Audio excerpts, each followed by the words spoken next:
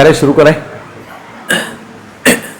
हम बंगाल की खाड़ी के अपातंत्र पर बात कर रहे हैं और बंगाल की खाड़ी के अपातंत्र में बाणगंगा, गंभीर दो नदियां पड़ी थी और तीसरा हमने शुरू किया था चंबल नदी तंत्र।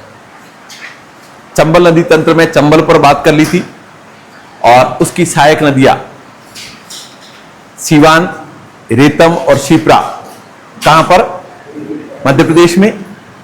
और इसके बाद कालीसिंध, आहू, परवन, पार्वती, मेज, कुराल, आलड़िया, चाकण, कुनू, ये सारी की सारी राजस्थान में मिलने वाली सहायक नदी। ठीक है, नदियों पर बात करता हूं। सहायक नदियों में देखें, नंबर 1 कुनू। पहली नदी का नाम क्या है? कुनू। एक तो कुनू नदी मध्य प्रदेश में प्रवाहित होकर राजस्थान के 12 जिले में प्रवेश करती है। किस जिले में प्रवेश करती है? 12 से पुनः कहां चली जाती है? मध्य प्रदेश में। और मध्य प्रदेश में प्रवाहित होकर यह करौली की सीमा पर आकर चंबल में मिलती है। कहां पर आकर मिलती है? करौली। तो परीक्षा में एक क्वेश्चन तो यह पूछ सकता है कि चंबल की कौन सी सहायक नदी जो मध्य प्रदेश से निकलकर राजस्थान में प्रवेश करती है और पुनः मध्य प्रदेश में लौट जाती है, कौन सी है? कुनू नदी। नंबर 2 बामनी।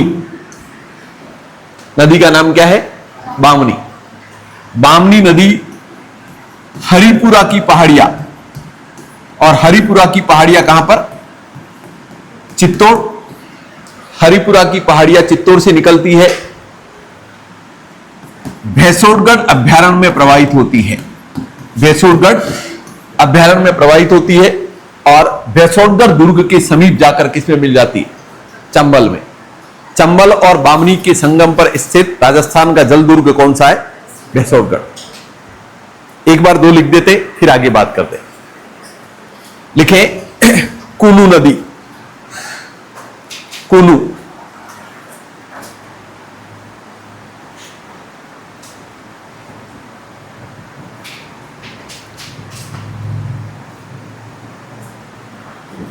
चंबल की सहायक नदी।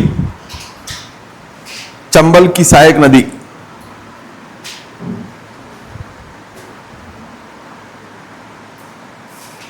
मध्य प्रदेश से निकलकर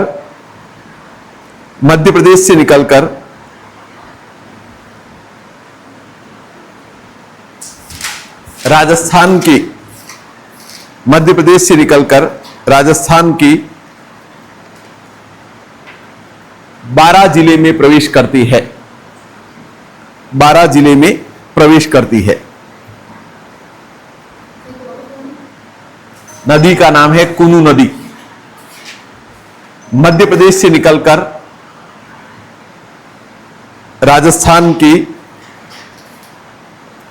12 जिले में प्रवेश करती है तथा करौली की सीमा पर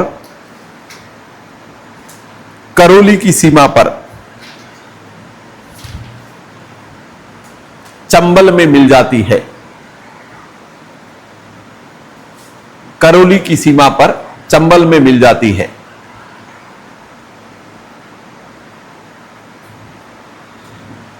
इस नदी के प्रवाह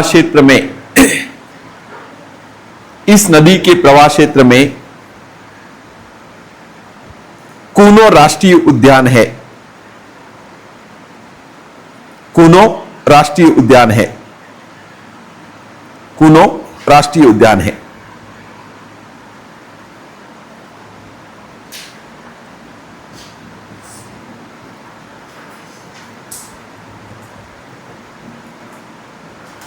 इसके बाद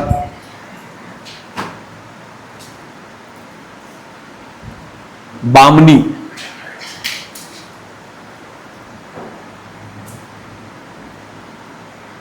बामनी हरिपुरा की पहाड़ियां,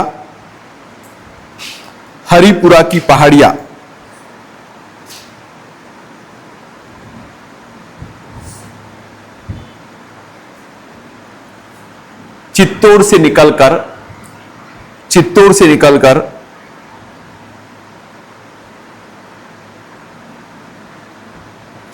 भैंसोरगढ़ अभ्यारण्य में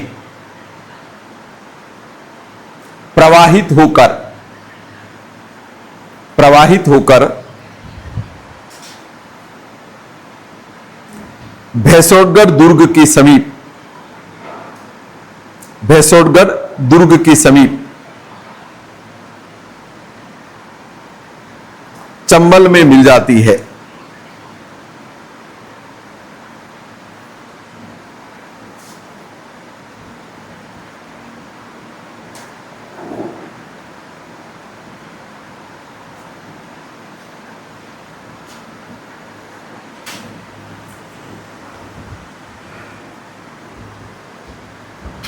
ठीक है,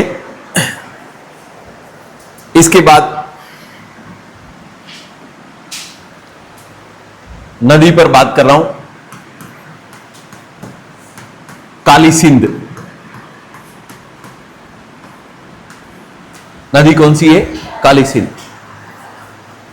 चंबल के दाएं किनारे पर मिलने वाली प्रमुख नदी काली सिंध।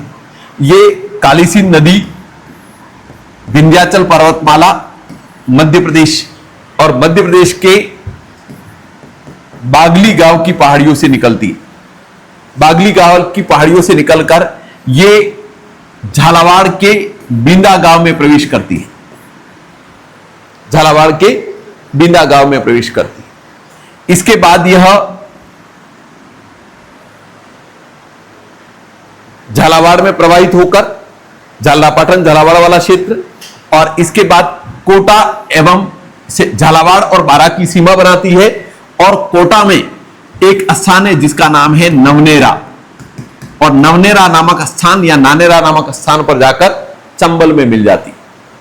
और इसलिए परीक्षा में क्वेश्चन पूछा जाता है कि नवनेरा बांध, ईस्टर्न राजस्थान कैनाल प्रोजेक्ट का पहला बांध किस नदी पर बनाया गया है? काली सिंध पर।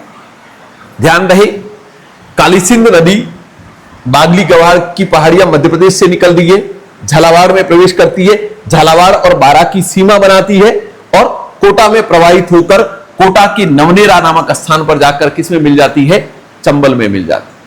इस काली सिंध पर या काली सिंध बांध पर कोटा में बनाया गया बांध जिसका नाम है नवनेरा। पिछले साल 2 बार परीक्षाओं में पूछा है, नवनेरा बांध किस नदी पर है? काली सिंध। इसके बाद इसकी सहायक नदी है जिसका नाम है आहू। सुसनेर की पहाड़ियां मध्य प्रदेश से निकलती है, झालावाड़ में प्रवाहित होकर गागरोन दुर्ग के समीप किसमें मिल जाती है? काली सिंध में।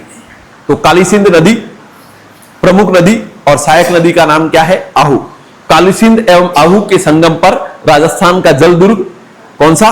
गागरोन जल दुर्ग इन दोनों नदियों के संगम पर है।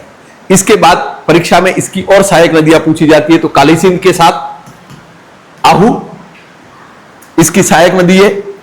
इसके बाद परवन इसकी सहायक नदी।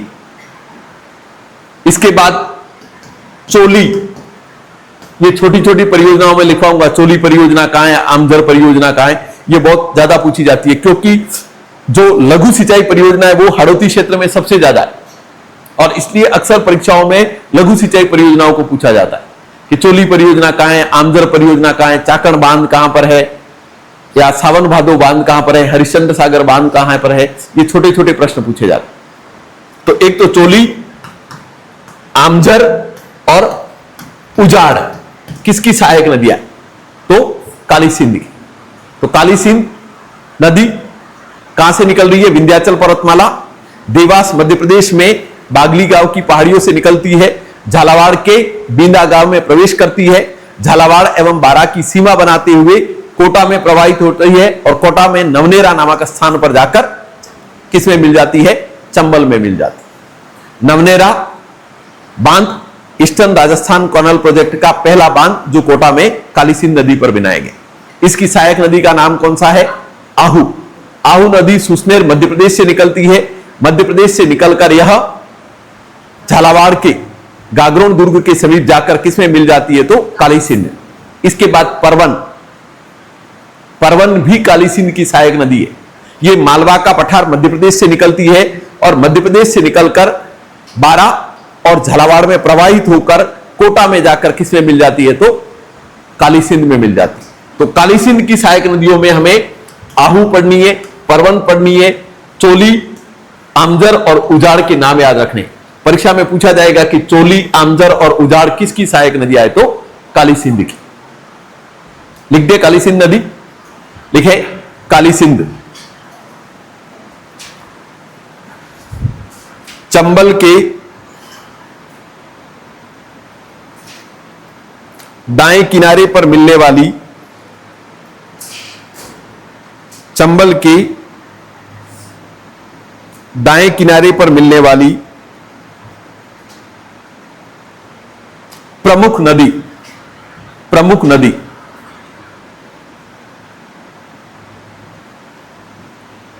यह मध्य प्रदेश में, मध्य प्रदेश की लिखना, मध्य प्रदेश की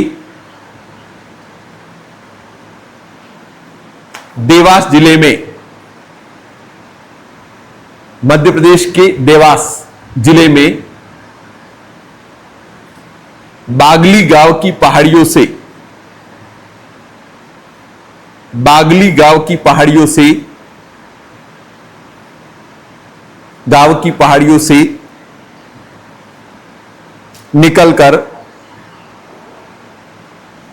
झालोर के, सॉरी, झालावाड़ के बींदा गांव में प्रवेश करती है। बींदा, झालावाड़ के बींदा गांव में प्रवेश करती है। झालावाड़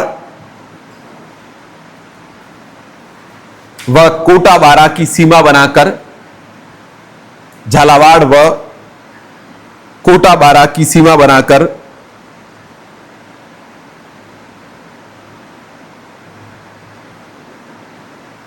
कोटा बारा की सीमा बनाकर कोटा के नवनेरा नामक स्थान पर,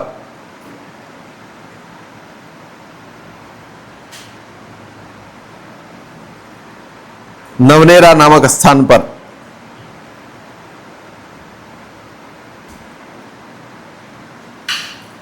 चंबल में मिल जाती है, चंबल में मिल जाती है।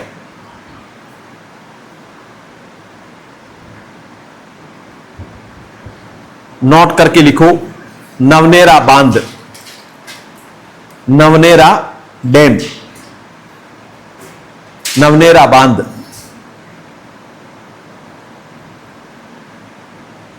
काली सिंध नदी कोटा,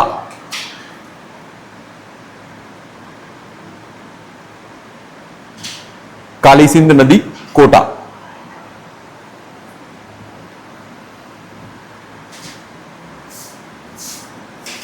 इसके बाद आहू, नदी का नाम आहू।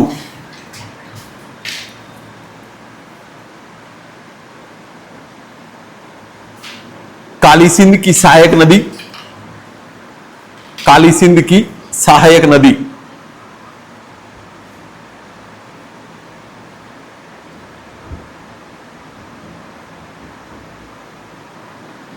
मध्य प्रदेश से निकलकर, मध्य प्रदेश से निकलकर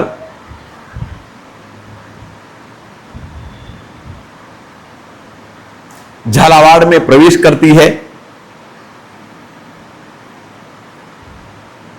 झालावाड़ में प्रवेश करती है तथा गागरोन दुर्ग के समीप, गागरोन दुर्ग के समीप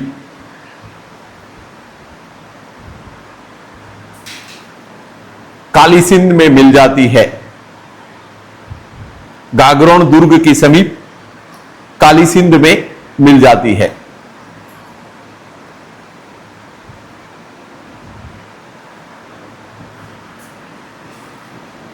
इसके बाद परवन,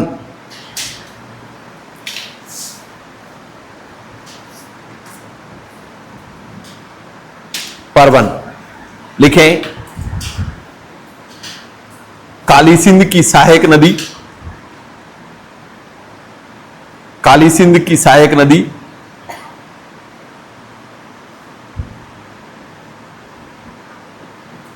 मालवा के पठार से प्रवाहित होकर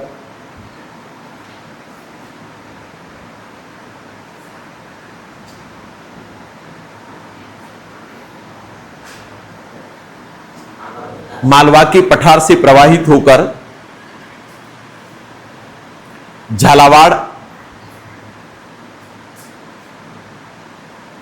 कोटा, एवं बारा में प्रवाहित होकर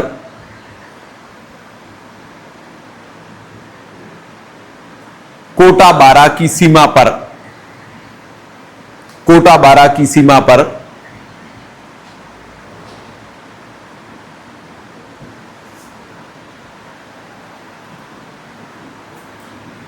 काली सिंध में मिल जाती है, कोटा बारा की सीमा पर काली सिंध में मिल जाती है।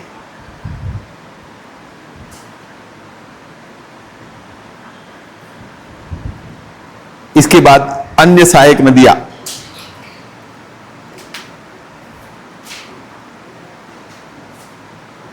अन्य सहायक नदियां चोली, आमजर और उजाड़, चोली, आमजर एवं उजाड़, चोली, आमजर और उजाड़।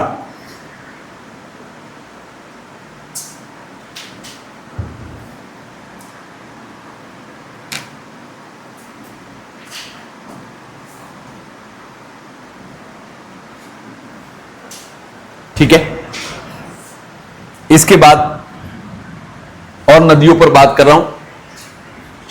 एक तो पार्वती,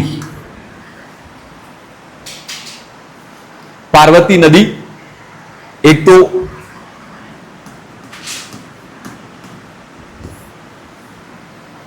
पीकेसी,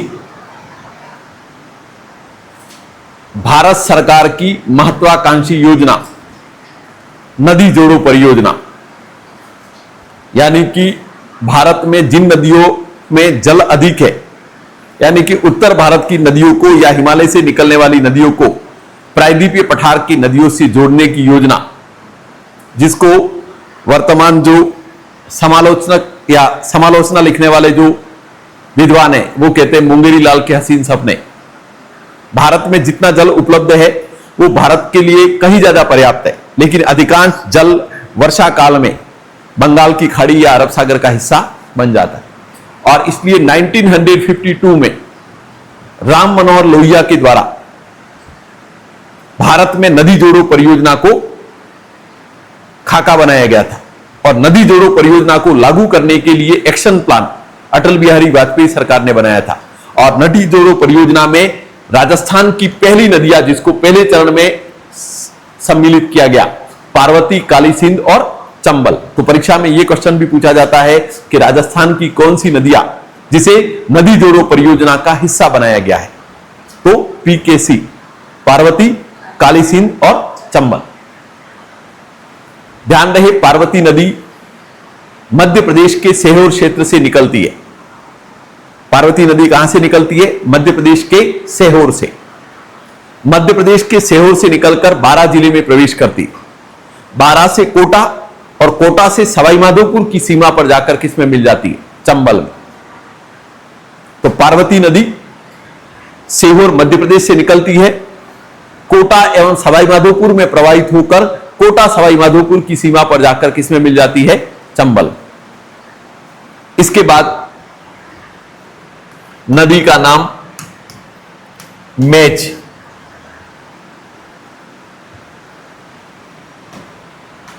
भिलवाड़ा, बिजुलिया के समीप से निकलती है, ये नदी भीलवाड़ा एवं बूंदी में प्रवाहित होकर बूंदी की सीमा पर जाकर किसमें मिल जाती है? चंबल में। मेज नदी जिसकी सहायक नदियां मांगली, बाजन और घोड़ा पछाड़ किसकी सहायक नदियां है? मेज की। तो एक तो मेज नदी भीलवाड़ा बिजुलिया के समीप से निकलती है, भीलवाड़ा एवं बूंदी में प्रवाहित होकर बूंदी और कोटा की सीमा पर जाकर किसमें मिल जाती है? चंबल में मिलती है।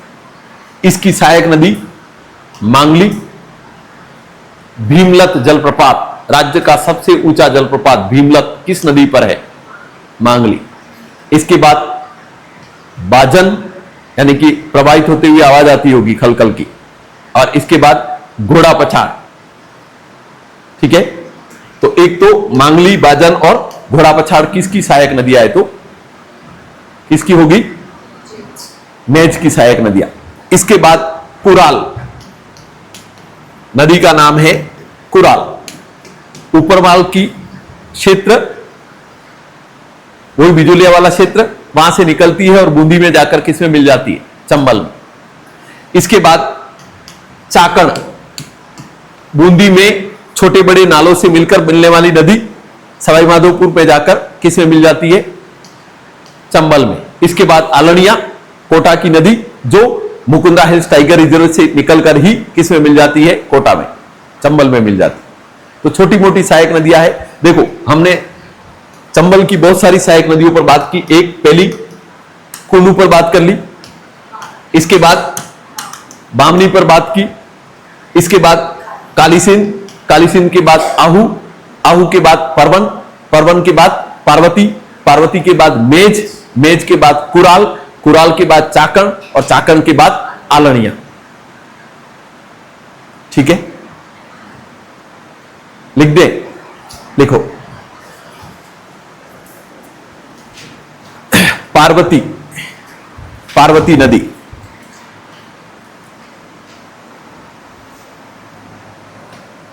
मध्य प्रदेश के सेहोर क्षेत्र से निकलकर, सेहोर क्षेत्र से निकलकर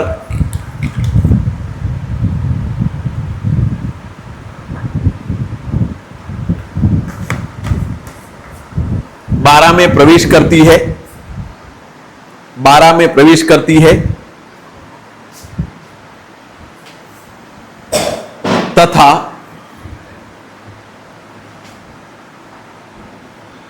कोटा में प्रवाहित होकर, कोटा में प्रवाहित होकर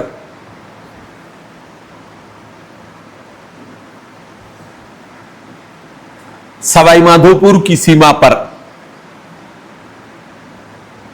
सवाईमाधोपुर की सीमा पर चंबल में मिल जाती है।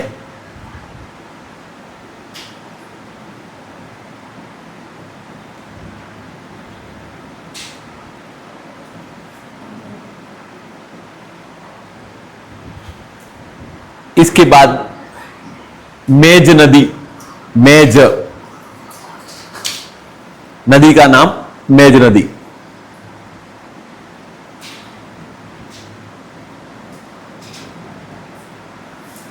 लिखें, भीलवाड़ा के, मांडलगढ़ लिखना, बिजुलिया नहीं है, भीलवाड़ा के मांडलगढ़ से निकलकर, मांडलगढ़ से निकलकर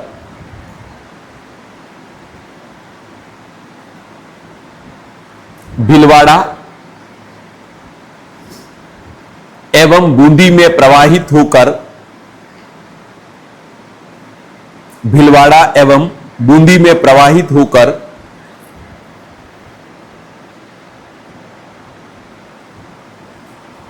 कोटा की सीमा पर, कोटा की सीमा पर सीमा पर चंबल में मिल जाती है।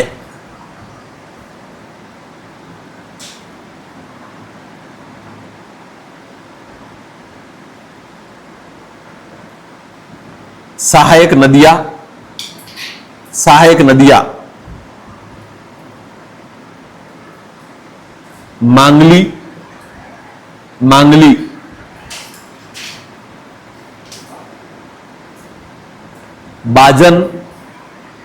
बाजन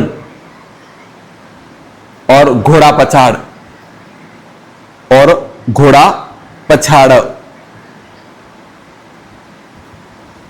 नोट करके लिख दो।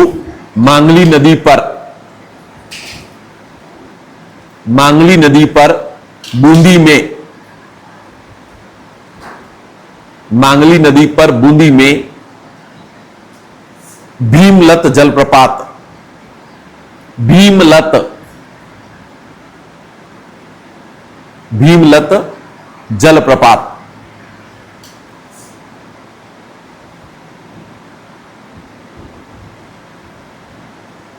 इसके बाद कुराल नदी का नाम कुराल।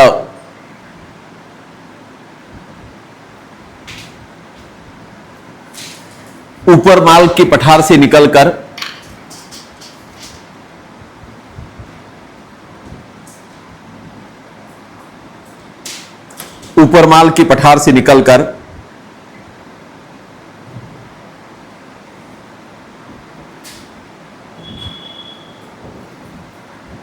बूंदी में चंबल में मिल जाती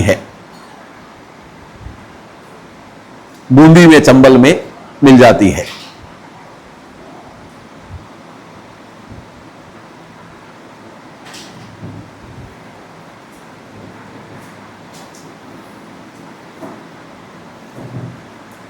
इसके बाद आलनिया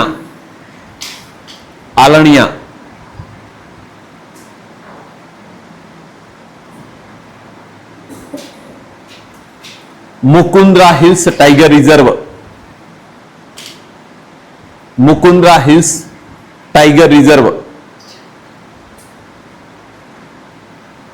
से निकलकर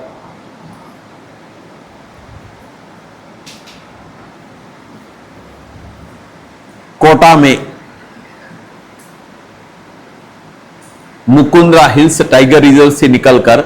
में चंबल नदी में मिल जाती है।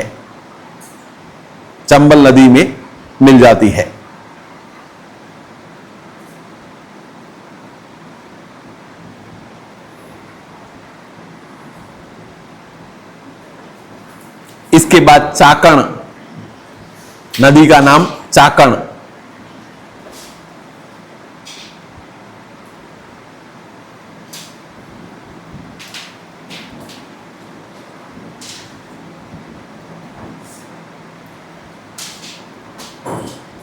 लिखें बूंदी में छोटे बड़े नालों से मिलकर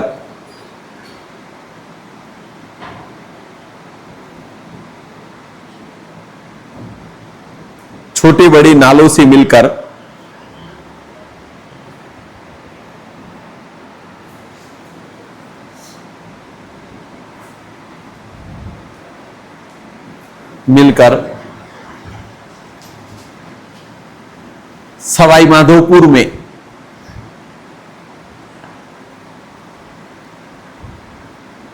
यह नदी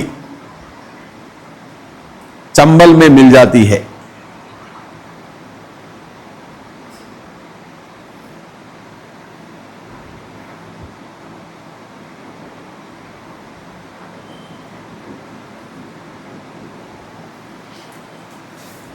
ओके, चंबल नदी तंत्र हो गया। लास्ट हेडिंग डाल दो बनास नदी तंत्र। बनास नदी तंत्र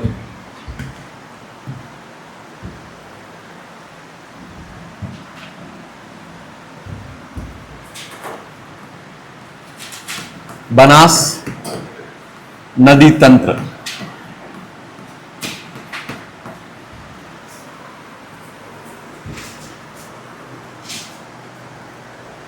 ठीक है, एक बार देखते हैं। एक तो बनास नदी जिसकी टोटल लंबाई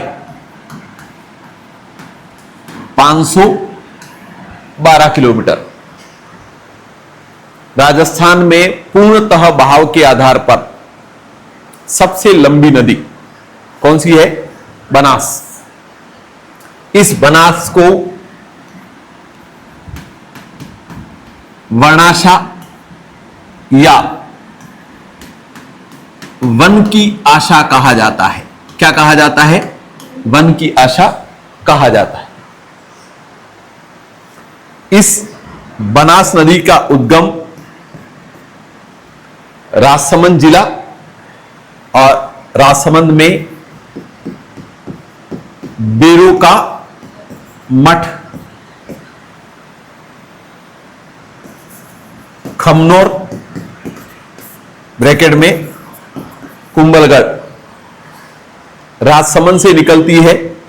ये राजसमंद से चित्तौड़, चित्तौड़ से भीलवाड़ा, भीलवाड़ा से अजमेर, अजमेर से टोंक और टोंक से सवाई माधोपुर, और सवाई माधोपुर में यहां पर एक स्थान है जिसका नाम है रामेश्वर घाट, और रामेश्वर घाट में त्रिवेणी संगम का निर्माण करते हुए किसमें मिल जाती है? तो चंबल में। रामेश्वर घाट में जाकर किसमें मिल जाती है? चंबल में। तो एक तो बनास नदी लंबाई 512 किलोमीटर, राजस्थान में पूर्णतः बहाव के आधार पर सबसे लंबी नदी। बनास वर्णाशा या वन की आशा। उद्गम बेरोका मठ, कुंभलगढ़, राजसमंद से निकलती है।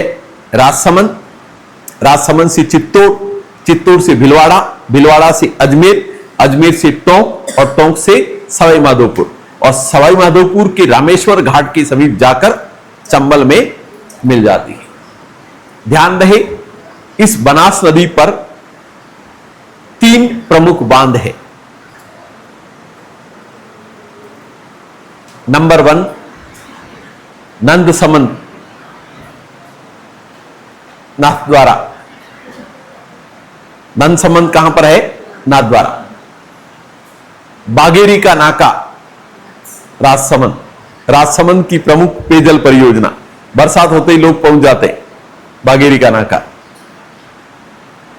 इसके बाद टोंक जिला, और टोंक जिले की टोडा रायसिंह नगर तहसील, और टोंक जिले की टोडा रायसिंह नगर तहसील में बिसलपुर नामक स्थान पर बिसलपुर बांध बनाया गया है। ध्यान रहे, बिसलपुर बांध नाबार्ड के ग्रामीण आधारभूत संरचना कोष से निर्मित है। रूरल इंफ्रास्ट्रक्चर डेवलपमेंट का जो फंड आता है, national bank of agriculture and rural development का, उसके फंड से निर्मित है। यह राज्य का कंक्रीट निर्मित सबसे बड़ा बांध, राज्य का कंक्रीट निर्मित सबसे बड़ा बांध कौन सा है? बिसलपुर बांध। ध्यान रहे, बिसलपुर बांध राजस्थान की सबसे बड़ी पेयजल परियोजना है। राजस्थान का सबसे बड़ा ड्रिंकिंग वाटर प्रोजेक्ट अगर कोई है तो वो बिसलपुर बांध है। बिसलपुर बांध से अजमेर, ब्यावर, नसीराबाद, किशनगढ़, पुष्कर, दूदू, जयपुर शहर और जयपुर की चाकसू एवं सांगानेर तहसील को पेयजल की आपूर्ति होती है, और इसलिए राजस्थान की सबसे बड़ी पेयजल परियोजना कौन सी है? बिसलपुर बांध। ध्यान रहे, बिसलपुर बांध का निर्माण नाबार्ड के सहयोग से, NABARD, national bank of agriculture and rural development, और इसका ग्रामीण आधारभूत संरचना कोष से, और इसलिए यह क्वेश्चन भी पूछा जाता है कि बिसलपुर बांध का निर्माण किसके वित्तीय सहयोग से हुआ है? तो नाबार्ड की। लेकिन इसमें पेयजल परियोजना जो पाइपलाइन का काम है वो JBIC के सहयोग से है, Japan bank of international cooperation. एक तो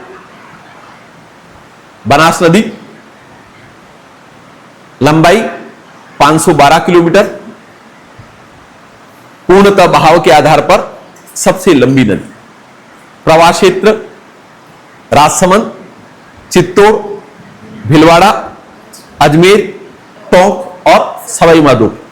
सवाई माधोपुर के रामेश्वर घाट के निकट जाकर यह किस में मिल जाती है? चंबल में मिल जाती है।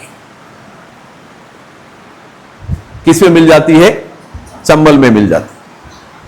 इस नदी पर 3 बांध, नंबर 1 बागेरी का नाका, राजसमंद की प्रमुख या सबसे बड़ी पेयजल परियोजना।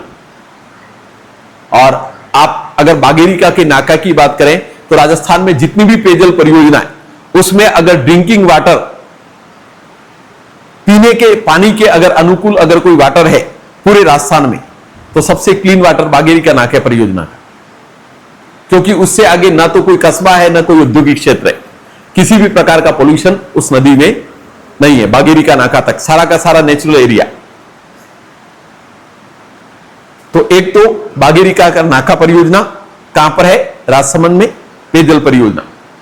इसके बाद दूसरा ननसमंद बांध, नाथद्वारा। अगर नाथद्वारा में गणेश टेकरी जाओ तो उसके नीचे वाला जो बांध है उसका नाम क्या है? ननसमंद। और इसके बाद तीसरा बांध कौन सा? बिसलपुर बांध। तो बिसलपुर बांध में क्या याद रखना है कि बिसलपुर बांध बनास नदी पर टोंक जिले की टोडा रायसिंह नगर तहसील में बिसलपुर नामक स्थान पर बनाया गया है। इस बांध का निर्माण national bank of agriculture and rural development, NABARD के ग्रामीण आधारभूत संरचना विकास कोष से किया गया है। यह वर्तमान में राज्य की सबसे बड़ी पेयजल परियोजना और इस पेयजल परियोजना में वित्तीय सहयोग Japan bank of international cooperation, किसका है? JBIC, Japan bank of international cooperation का है। एक बार यहां तक लिख देते, फिर सहायक नदियों पर बात करेंगे। लिखें बनास, लंबाई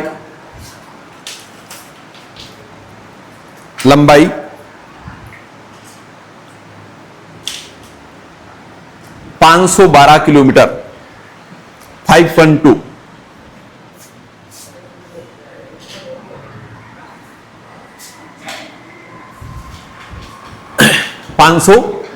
किलोमीटर। पूर्णतः बहाव के आधार पर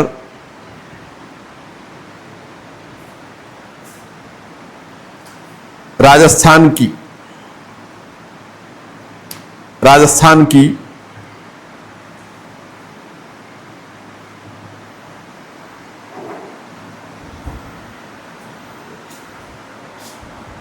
सबसे लंबी नदी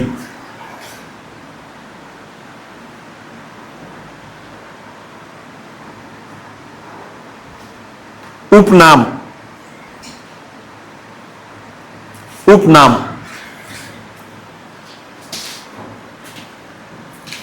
वर्णाशा या वन की आशा।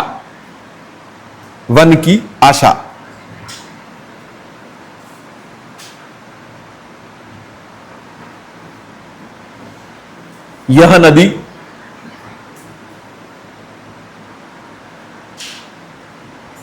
बेरो का मठ ब्रैकेट में खमनोर,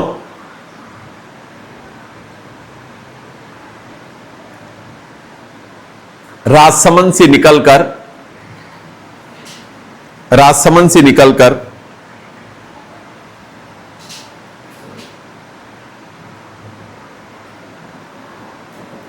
राजसमंद,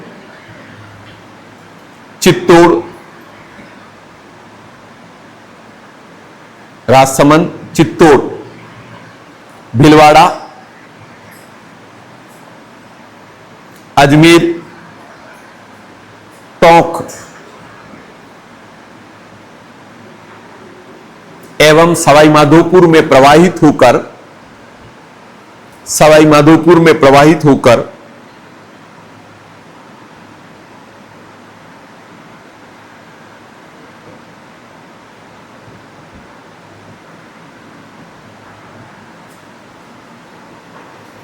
सवाई माधोपुर में प्रवाहित होकर सवाई माधोपुर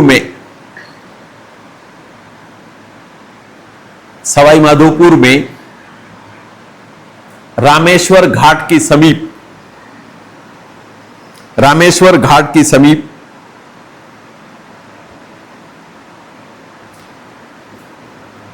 खारी नदी का रामेश्वर घाट के समीप सीप नदी का जल लेकर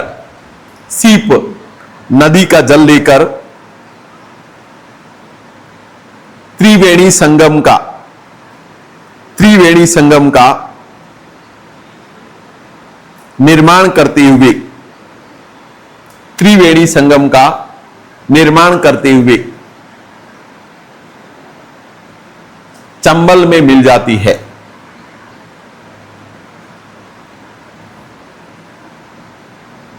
चंबल में मिल जाती है। ठीक है, तो रामेश्वर घाट में त्रिवेणी संगम किन नदियों का? बनास, चंबल और सीप। एक त्रिवेणी संगम हम पहले पढ़ चुके हैं, माही, सोम और जाखम। इसके बाद लिखें बनास नदी पर बांध।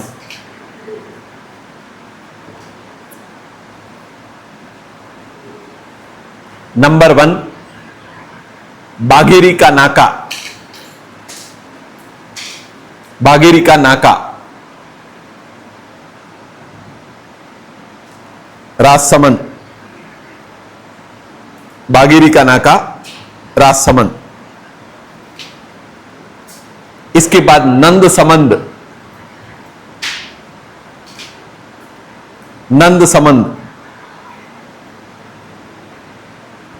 नंदसमंद नाथद्वारा।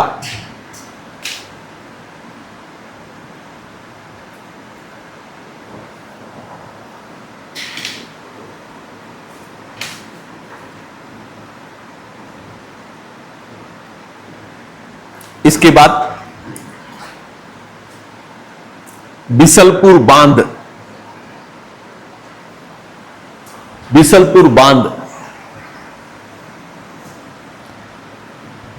टोंक जिले की टोडा रायसिंह नगर तहसील में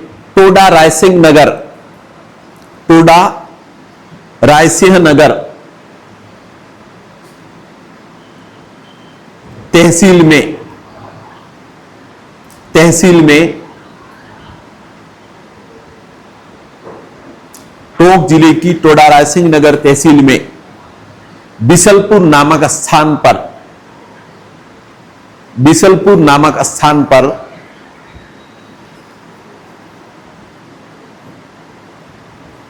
राज्य का सबसे बड़ा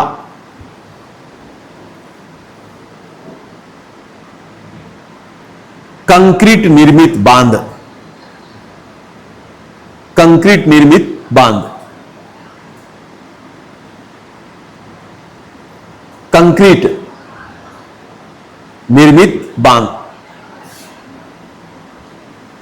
इस बांध का निर्माण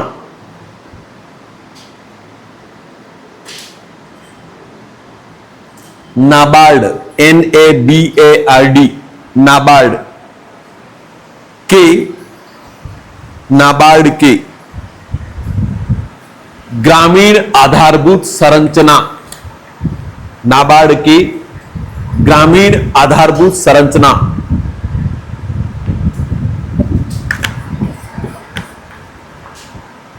विकास कोष से किया गया है।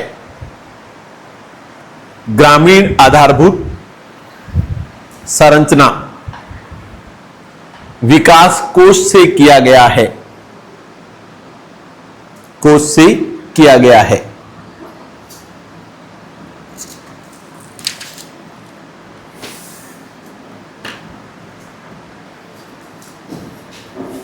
नोट करके लिखो, बिसलपुर पेयजल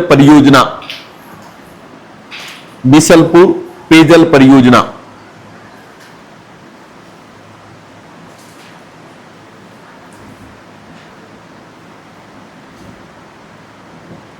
राजस्थान की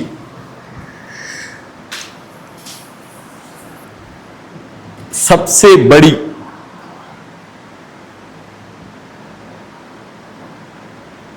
पेयजल परियोजना।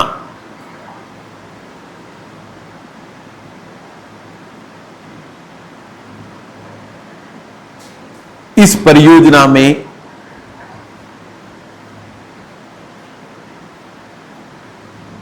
संपूर्ण टोंक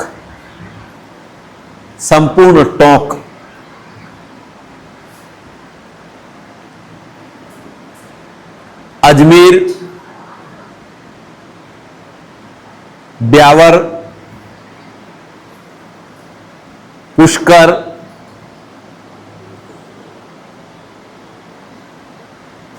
नसीराबाद,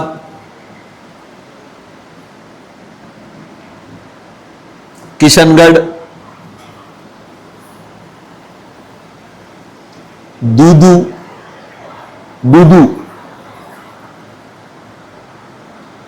दूदू जिला भी बना दिया था उसको, ग्राम पंचायत थी वो दूदू, जयपुर शहर एवं जयपुर शहर एवं जयपुर की सांगानेर एवं चाकसू तहसील को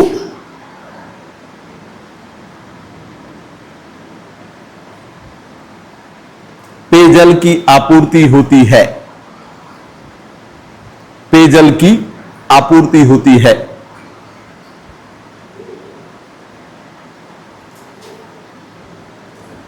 इस परियोजना में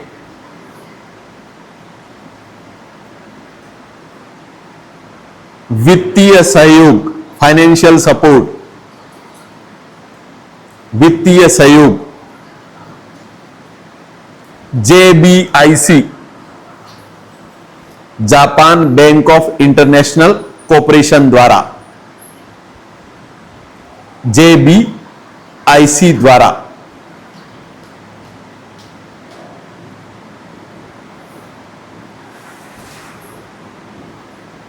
ओके।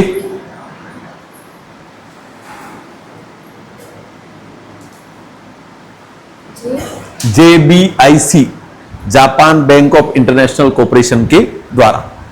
हेडिंग डाल दो, बनास की सहायक नदियां, बनास की सहायक नदियां।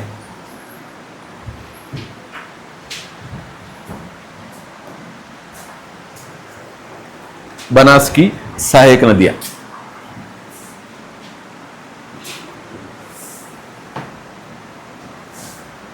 ठीक है, एक तो बनास की सहायक नदियों में बेड़च,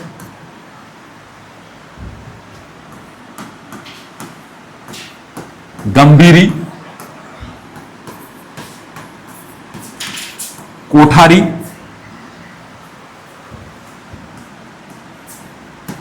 खारी, डाई, माशी, सीप, मोरेल और ढूंढ। एक तो सहायक नदियों में बेड़च, फिर गंभीरी, इसके बाद कौन सी, कोठारी, इसके बाद खारी, खारी के बाद डाई, डाई के बाद माशी, माशी के बाद सीप, सीप के बाद मोरेल, नॉट मोरेन, गंभीरी, नॉट गंभीर। डिफरेंस करना है। गंभीर सीधे यमुना में जल ले जाती है, गंभीरी बेड़च की सहायक नदी है। अब एक एक नदी पर बात कर रहा हूं।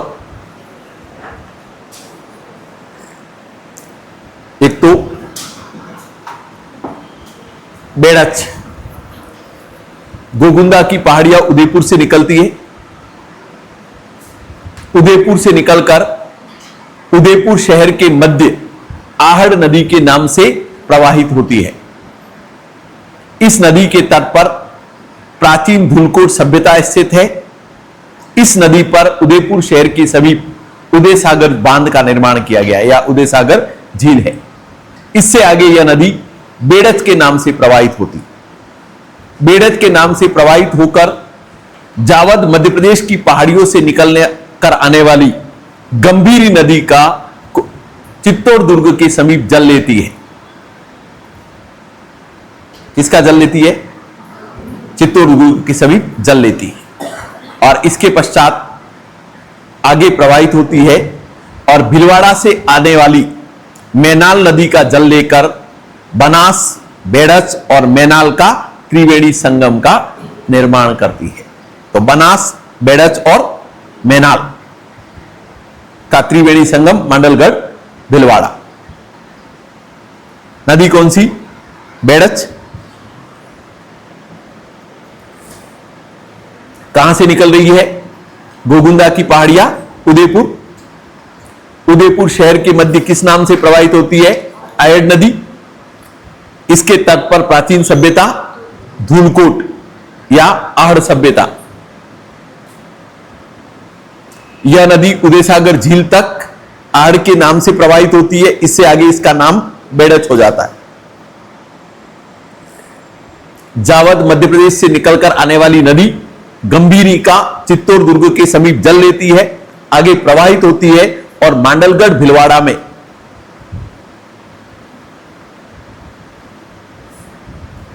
किसका?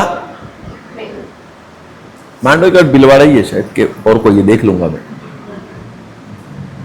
या बिगोद भीलवाड़ा है। बिगोद में बिगोद भीलवाड़ा, कंफ्यूज हो रहा था इसलिए। बिगोद भीलवाड़ा में मैनाल नदी का जल लेकर त्रिवेणी संगम का निर्माण करती है। तो त्रिवेणी संगम कितने हो गए? तीसरा त्रिवेणी संगम हो गया। पहला माही, सोम और जाखम का, दूसरा बनास, चंबल और सीप का, और तीसरा बनास, बेड़च और मैनाल। इसके बाद नदी का नाम है कोठारी।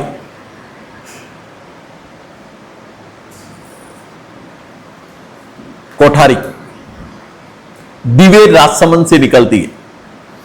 दिवेर कहां पर? राजसमंद, मेवाड़ का मैराथन।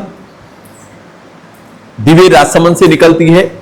राजसमंद और चित्तौड़ में प्रवाहित होकर भीलवाड़ा, और भीलवाड़ा में मांडलगढ़ की समीप जाकर यह किसमें मिल जाती है?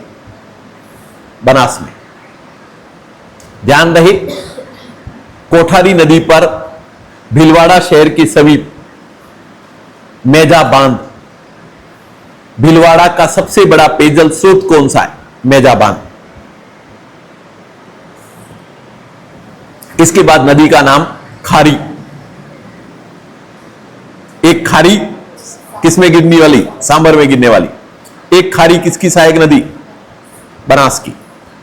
खारी नदी का उद्गम विजराल गांव की पहाड़ियां देवगढ़ राजसमंद से होता है। राजसमंद,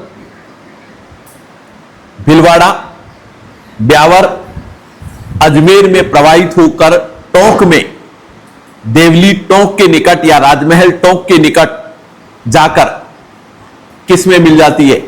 बनास में। ध्यान रहे, नदी का नाम डाई।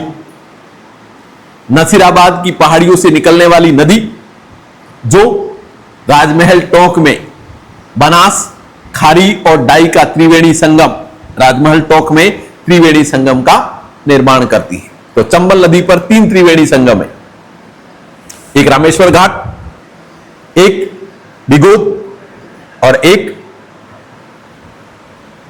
राजमहल टोंक। इसके बाद नदी का नाम माशी। किशनगढ़ की पहाड़ियों से निकलती है। किशनगढ़ जयपुर में प्रवाहित होकर टोंक में जाकर किसमें मिल जाती है? बनास में।